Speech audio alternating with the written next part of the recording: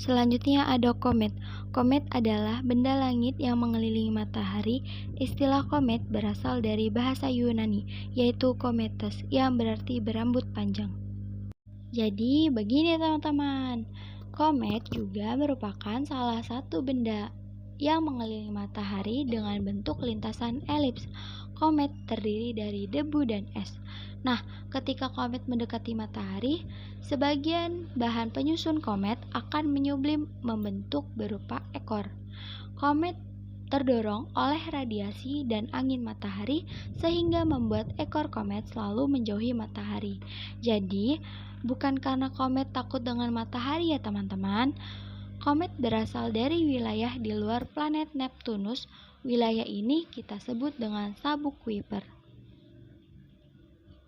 Selanjutnya ada meteoroid, meteor, dan meteorit. Kita bahas satu-satu ya. Meteoroid.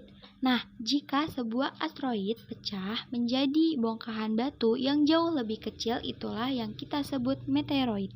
Meteoroid merupakan batuan-batuan kecil yang melayang-layang di angkasa. Batuan-batuan ini mengandung unsur besi dan nikel ya teman-teman. Ketika meteoroid melayang di dekat permukaan planet, meteoroid akan tertarik gaya gravitasi dari planet tersebut. Ingat ya teman-teman, gaya gravitasi yang lebih besar bisa membuat benda-benda kecil di dekatnya tertarik ke benda-benda tersebut. Misalnya nih ya, meteoroid melayang-layang di dekat permukaan bumi. Meteoroid akan tertarik menuju ke bumi. Nah, di bumi terdapat lapisan-lapisan gas yang mengelilingi yang disebut atmosfer. Ketika meteoroid menembus atmosfer bumi, akan terbakar. Nah, kita sebut dengan meteor ya teman-teman.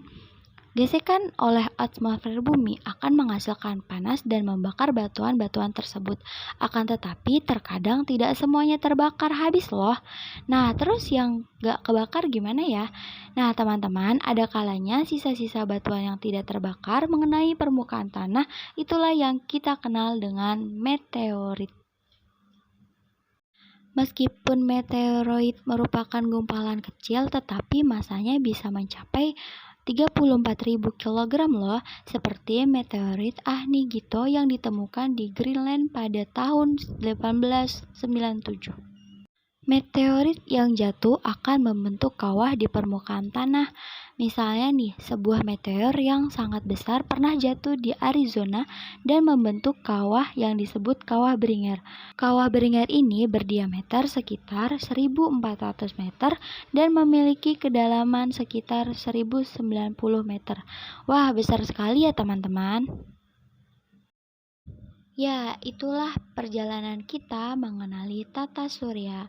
Teman-teman bisa mengisi tes evaluasi di bawah ini ya.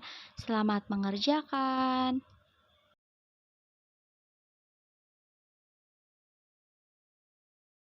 Created using Powtoon.